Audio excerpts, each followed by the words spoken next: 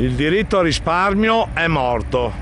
Domani mattina ore 11 davanti al cimitero di Treviso celebreremo i funerali del risparmio violato da Veneto Banca e Popolare di Vicenza e dalle istituzioni. Milioni di euro volatilizzati, migliaia di azionisti disperati. Il requiem dei risparmi scomparsi sarà per così dire celebrato domani mattina al cimitero di Treviso. Ad organizzare la singolare forma di protesta, che sarà però in questo caso anche un'occasione di riflessione, sono una decina di associazioni che sta seguendo il travaglio di tanti piccoli risparmiatori travolti dal collasso delle azioni di Veneto Banca e della Popolare di Vicenza.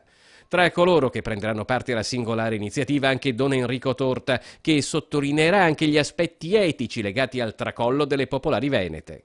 È proprio il funerale al risparmio violato. Noi vogliamo dare un grande segnale alle coscienze, alle persone che non hanno vigilato, alle persone che si sono girate dall'altra parte. Queste devono rispondere non solo con le dimissioni, ma anche con pene certe. E invitiamo tutti a non chinare più la testa.